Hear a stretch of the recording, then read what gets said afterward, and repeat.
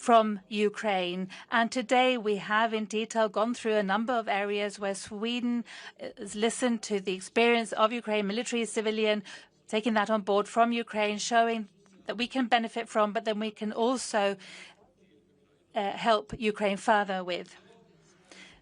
Now, this letter of intent, agreement of intent, is something else. It is not aimed at any new donations at the moment. Instead, it is about a long-term cooperation when it comes to this type of cooperation and the possibility of having a major deal between our two countries, probably between 100 and 150 Gripen aircraft model Series E, which is beginning to be produced now. And this is to build a very strong air force in Ukraine. It would then be part of the growing family using this unique, very flexible fighter system. And this agreement is a clear, mutual statement of will, and it is the beginning of a long journey for the next 10, 15 years. And this long-term ambition doesn't mean to say that we don't understand the great needs in place today to support Ukraine continued against Russia in the war of aggression. Now, for the last few years, Russia has aggressively attacked Ukraine partly against Ukraine's very brave soldiers, but also hospitals, preschools, schools, playgrounds. Children are killed and are taken to Russia against the will of the families. This is a brutality without any limits at all. And instead of putting pressure on Ukraine, the whole world should be putting pressure on Russia. The free world must now increase political, financial, military pressure on President Putin to put an end to this brutal war. From today, we're going to continue working together with Sweden and Ukraine and other partners as well. We're going to work very hard to try to look at different possibilities for long-term funding of Ukraine defense capabilities. And the point of departure is good, let me say. We're all in agreement that a strong Ukraine with a strong defense in place, this is the best long-term protection, not just for Ukraine, but also for all other European nations. And our ability to protect our airspace is, of course, of decisive importance. One important step in this direction may be taken already tomorrow, when the question about frozen Russian assets is going to be discussed once again at the European Council. And it's no coincidence that later this evening we are both flying down to Brussels. Now, even after the war, a long-term funding will be required for the reconstruction of Ukraine and also for their military defense systems. And this issue is naturally also decisive as regards the preconditions for the deal that we are now signing this agreement about. Lastly, Sweden has a proud history of being a world leader when it comes to fighter aircraft. The older generations told us about J-29, J-22, the Lancet, G-35, the Dragon, J-77 Viggen, and now JAS-39 Gripen. This is a unique history and background of our capabilities that we have built up in this country. Few NATO countries have this capacity. And the new aircraft that you can see behind me and President Zelensky right now is not just a source of pride for us in Sweden and for Linköping. It is also part of the unique Swedish ability that may help support the security of Sweden, of Ukraine, of Europe. And this is what it's really all about. The step we're taking today through this Swedish-Ukrainian letter of intent creates the necessary preconditions for a major export deal on the Gripen fighters between our two countries. If we succeed, it will contribute to increased security in our part of the world and will strengthen both Ukraine and Sweden. We fully realize it's a long road ahead of us, but from today we are committed to exploring all the possibilities in providing Ukraine with a large amount of Gripen fighters in the future. And with that, over to you, Mr. President. Thank you. Thank you so much, Ulf. Thank you very much for having us and for your support, for everything. Thanks. Thank you so much. Dear guests, dear Ulf, dear teams, ministers, dear Sweden, today we are opening a truly new and highly meaningful chapter in our relations between Ukraine and Sweden, and more broadly in Europe's overall security relations. Today we have the first document between our countries that opens the path for Ukraine to obtain a serious fleet, a very serious fleet of Swedish-made fighter jets, Gripens. Yes, these are excellent aircraft, strong aviation platforms, capable of carrying out a wide range of missions.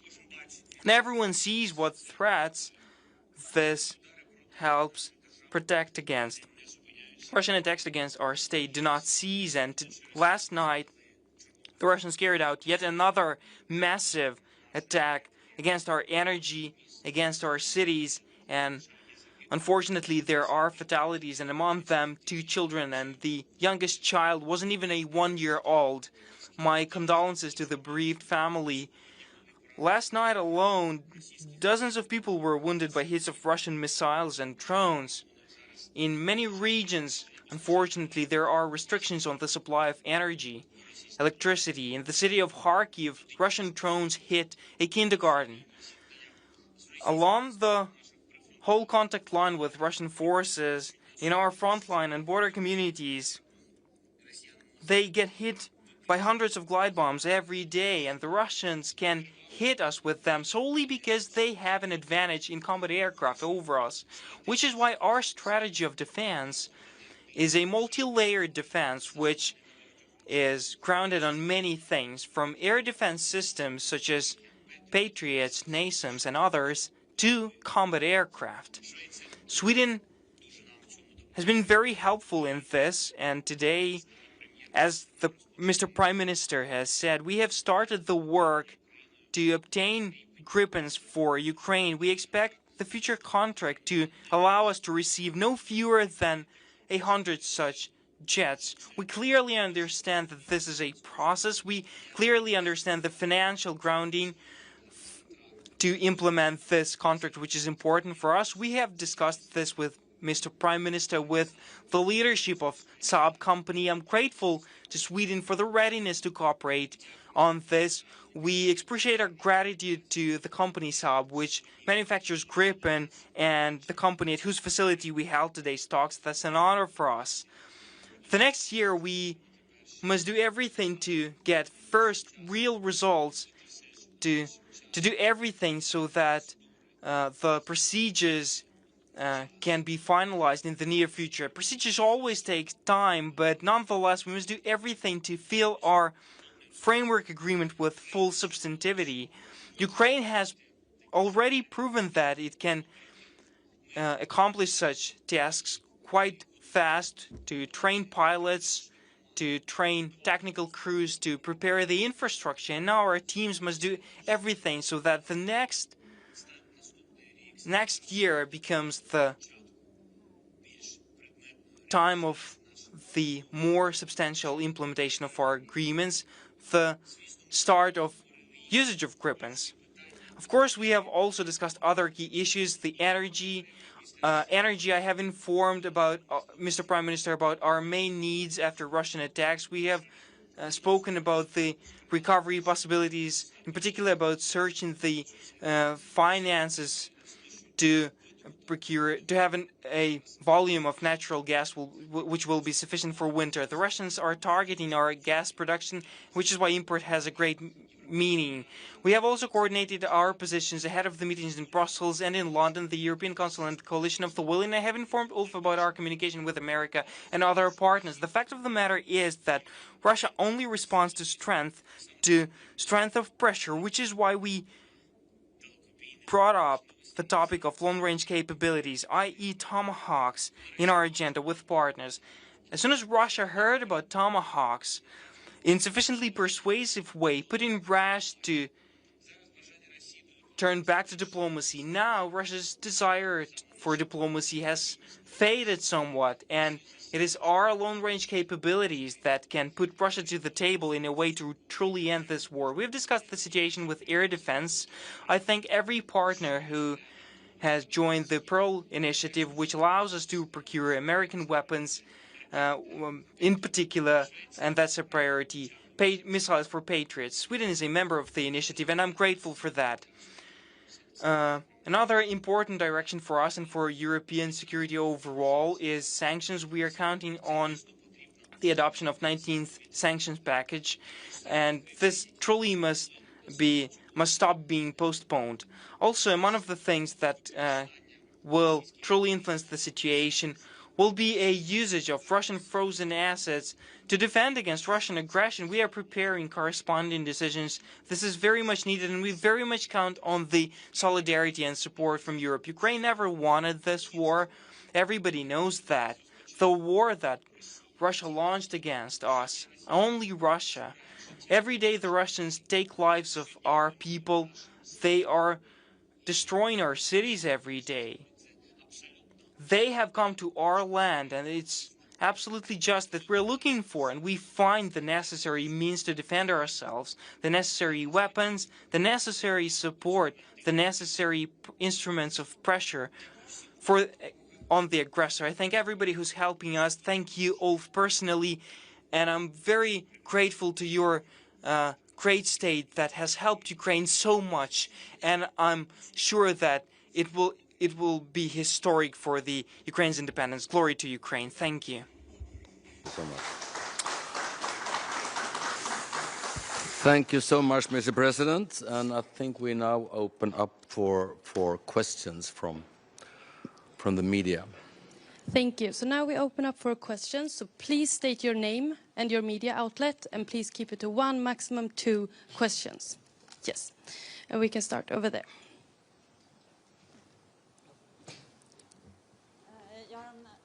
SVT, Elin Jansson, jag har en fråga till president Zelensky. I have a question to President Zelensky from SVT.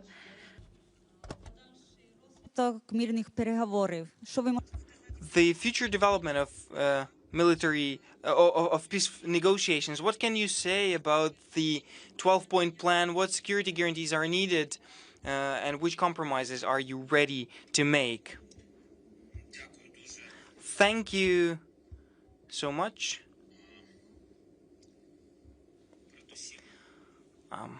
First things first, I think we'll have a very important meeting in Britain.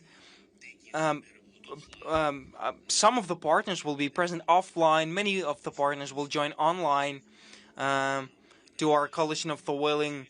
It must finalize as soon as possible the security guarantees for Ukraine. That's an important element for the end of this war, because one thing is to end Russian aggression, to stop Putin and stop him personally, because it's his personal will and desire to destroy Ukraine, to destroy Ukraine's independence, to subjugate us. So we must make sure that Russian aggression will not come again, which is why we need security guarantees. We have talked about that for 2 hours with the President of the United States of America. Ukraine is ready for the diplomatic track. We support the ceasefire. We are ready for diplomacy, but not under the conditions that we must leave certain areas, gifting the aggressor our land, our territories. It's not about kilometers, it's about homes of our people, about our history, our identity, it's our territorial integrity. So we're ready for diplomacy, but just as I have told the President of the United States of America. The issue is that we do not see the readiness of Russia and all these diplomatic efforts that it demonstrates with their calls and meetings are aimed at delaying strong decisions of America and Europe, like introducing sanctions, like postponing diplomacy, you know, to delay the transfer or the purchase of tomahawks. So they just delay the decisions that constitute part of the pressure on Russia. When Russia is ready for diplomacy, you will see that. Can take TV4.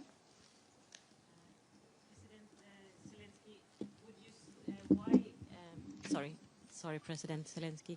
Why did you choose Gripen? And could you say something in English as well about the peace process? Yeah, and, please. Yeah. Yeah.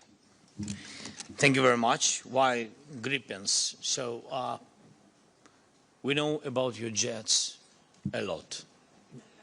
I'm not sure that everything, of course, only Sweden knows everything, but a lot. We can compare with other platforms. And we use now jets different from the jets what have been produced during Soviet period of time, and also F-16s, not Block 50 plus, I mean not young, not new generations, and etc. But in any way, we are thankful for everything what we used and what has been delivered to Ukraine to support us. But if you look strategically on your air fleet, and we understand that there are the best three platforms, Gripen, F, and Rafales. I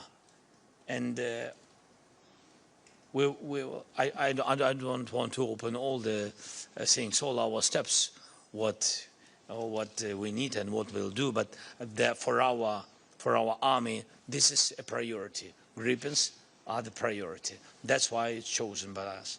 It's about money, it's about how it's maneuvered, and it's about how to use it, and it's also about our country. And between us, we understand with whom we fight. And Gripens are one of the best in the world. And about the peace process? What about the peace process? What do you want to hear? What do you think about it? What I think about it? No, we don't have enough pressure on Russians. And to make a pressure, by the way, the levers and contracts and today's decisions about ARGS, all these details of pressure on Russia. Because it's all about strengthening Ukraine and Ukrainian people and the army. And not enough pressure on Russia. We need the decision on frozen assets, difficult decisions. It's a pity, and I hope that tomorrow we will have a chance. But we understand that it's not a simple decision. Russia will do everything not to give us possibility to have such decision. Is to use money, because they understand that they need to decrease financing of Ukraine during the war. How to decrease? First, to divide USA and EU. Then to divide EU. And they've been quite successful in some steps with some countries, you know. But God bless, strong countries in EU, strong countries are together. And this is very good. So that's why they want to decrease financing. And the frozen assets, it's a decision how not to lose these important funds for Ukrainian security. Then program Pearl is important. Also, we know that Russia works with some European countries.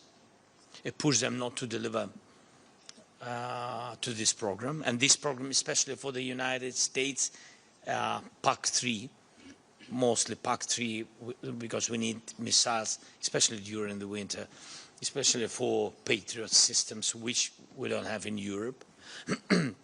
And that's it. So, and also there are strong steps on the battlefield.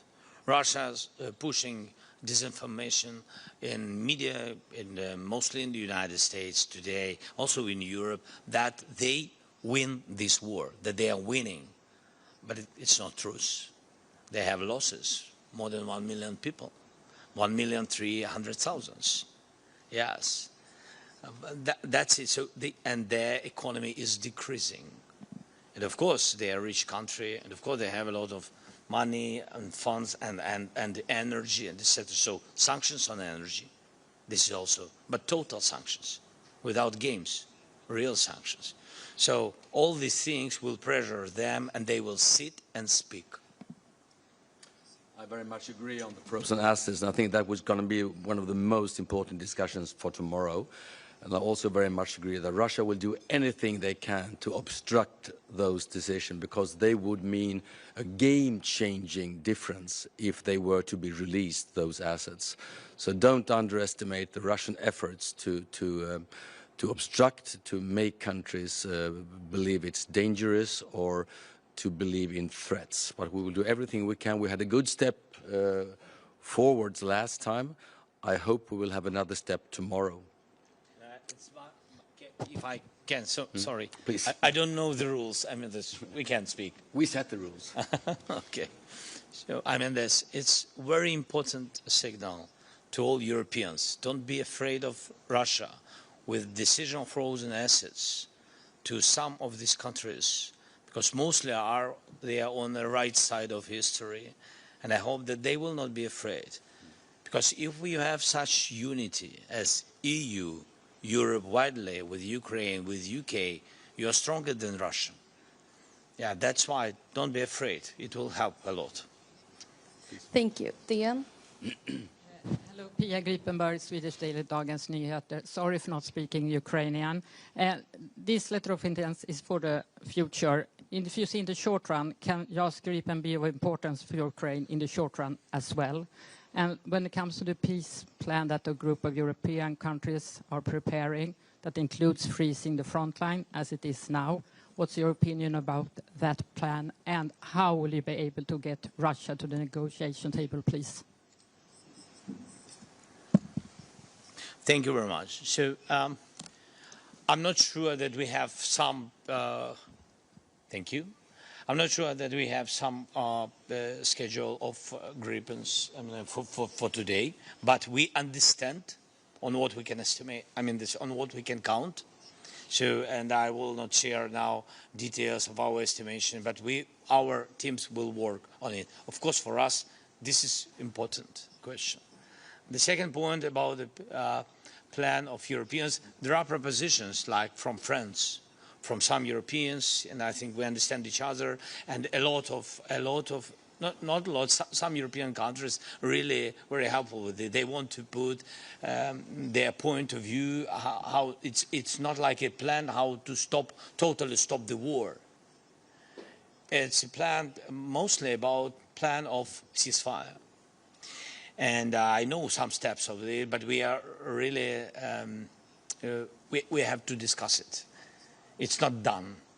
Yes, we have to discuss it. There are some propositions, and I'm very welcome when our real friends, strategic friends, and then when they propose their help, not just by the words, by steps, militarily, humanitarily, or such way diplomatically. Thank you. TT? Prime Minister Zelensky, first of all, I'd like to ask you, would you say that you're more or less optimistic that you will find a peace solution comparing to 1 year ago? And secondly, Ульfom Kристerssson, can you please elaborate a little bit on the financial solution here? You talked about a little bit about the frozen assets and so on, and but how much of a help would that be? Yeah, please.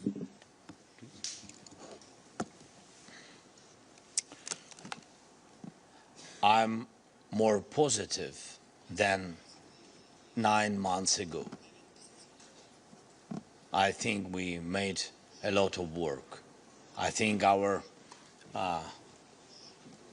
relations with the United States moved to the right side. Thank you. To state, just to state the obvious, if you want to make a big Gripen deal with Ukraine on the scale of 100 plus fighters, it's the obvious question is on finance, of course, no doubt about that. I was very transparent on that. But I do think there is a momentum right now. Don't over-exaggerate the frozen asset, but it's one sign. Also the realization among the coalition of the willing countries that in the long-term security guarantees for Ukraine is a strong Ukraine. The long-term security guarantees for the rest of Europe is a strong Ukraine collaborating with Europe. So there is a full realization that we need to be part of that build-up. Then, of course, we should unite on all these extremely important details. That's why I said this is a long way to go, but we have a clear idea on where to end that road. Thank you. Aftonbladet. Victor Stenqvist, Aftonbladet. Mr. President, two questions. Firstly, what was your reaction to the cancellation of the meeting between Putin and Trump? And secondly, if Putin can't be stopped in Ukraine, what risks do you see in the future for Sweden?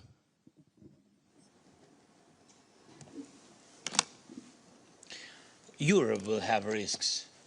I don't know. I think Sweden is a very important part for EU, strong part, important part. And of course, if one of the European countries, of EU countries is in risk, I think that the security of Europe is in risks. So that's it. I think that I said about it, if we will not stop Putin, if we will not have a plan how to have a peace, so if we will not have minimum of this ceasefire, with understanding what to do next steps, so Putin can try to open a new front somewhere, because for him Ukraine is very difficult. I'm not comparing our security or our military capability with other countries. No. I'm not trying to do it. I'm just say that we are in war so many years. And that's why I think other countries are not ready for such thing. It's like we've been at the very beginning of the war. It's understandable. So it's difficult to prepare for the war. It's not true that somebody can really prepare for the war, totally prepare, because psychologically, the most important, it's about people. Who is ready for the war? Who wants war? Normal people they don't want. And it's understandable why. Because you are adequate people. That's it. You don't want losses. You don't want to lose your family. And that's why I'm sure that the most important strong society, but I think society is difficult again to prepare society for the war. And God bless that other countries will not do it. And that's why he will find, I think, if he will think about, he can think about other country, one or another, but not very big, because it's difficult. Because it's difficult not only to occupy the part, it's very difficult to hold. Ukrainian territory is big, one of the reasons. So yes, our people, yes, we belong in war, but our territory is big. That's why you need too much people to hold it, even after you occupied it, temporarily occupied it. You have to hold. You need more soldiers. And it's very expensive. And so a lot of details about it. I mean, that we can speak about it, yes, with details, but we need too much time for this discussion. That's why I think risks have, first of all, small countries. This is my opinion. And for Putin, doesn't matter. They are in NATO, in EU, or not. Thank you. And then we have the last question from Sveriges Radio. Panie Prezydent, мене питання, але Mr. President, This is a question to both of you. As Ульfom Kристerssson says, this is a very urgent situation, but we can do things in the here and now. We can send old airplanes, as it were, that we have in Sweden. Is this a question that you have discussed at all? And in that case, when could Ukraine receive planes that we are not using at the moment. But we have said oftentimes, in fact, that we are part of this coalition discussing defense in Ukraine, and we haven't. We know, in fact, that that there are Gripen aircraft that Sweden isn't using, and we sent, in fact, an agreement to radar surveillance aircraft to Ukraine. That was the best thing that we could do at that time, that these F-16 aircraft operating in Ukraine at the moment, that they also had greater capacity through the radar ability that we can offer, instead of at the same time introducing 2 new small-scale fighter systems in Ukraine. But this is something that can change. Of course, we haven't changed that assessment at the moment. At the moment, we're fully occupied with, in fact, introducing the radar surveillance for those fighter jets. Thank you. Last question. Ja, Julia från SVT. Jag har en fråga om den här. I have a question with regard to this letter of intent presented here today. What does that entail in practice? So when can you start selling these aircraft to Ukraine? And for the production here in Linköping at Saab here in Linköping, what does that mean to them?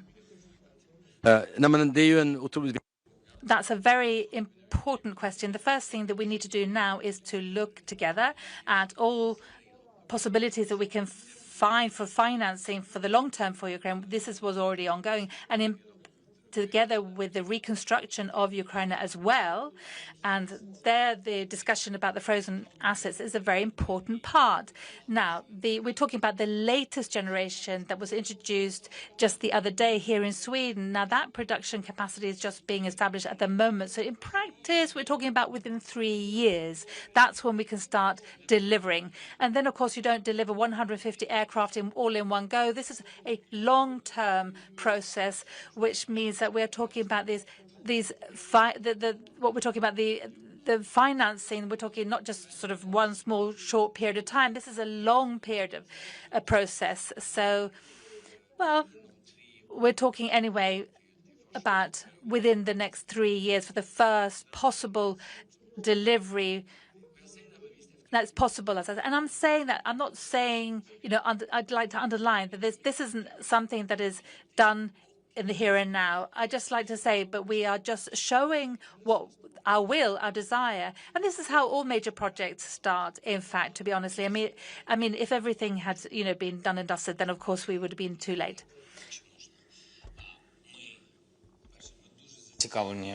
If I can, we are truly interested in serious co-production with Saab company. We want to produce drones. We are very interested in that.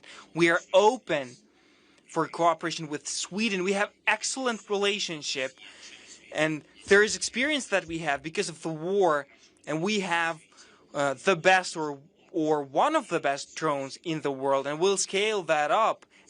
Among other things, in partnership with Sweden. This is what we've discussed with Mr. Prime Minister, with Sweden and with Saab company.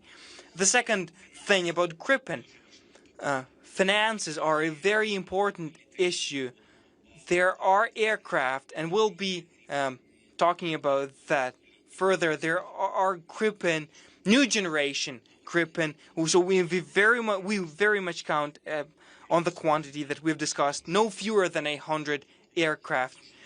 And we will also be talking about the possibility to use other aircraft, which are not state-of-the-art, to expedite this in a certain way.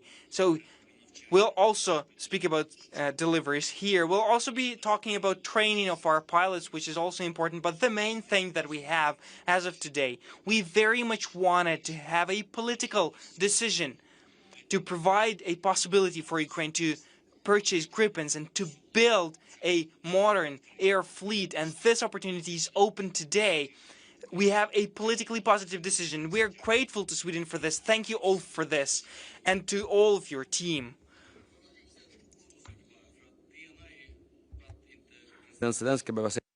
Now, let me just say, President Zelensky, we are learning a great deal from President Zelensky. Drones were mentioned, civilian defense, all this, the will to defend, all of this, these are things that we have learned from Ukraine over the years. So let's not underestimate this.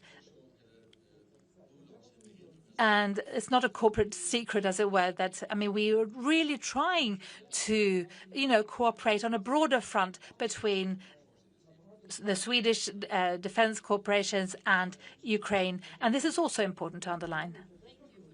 Thank you so much. Thank you. Thanks again.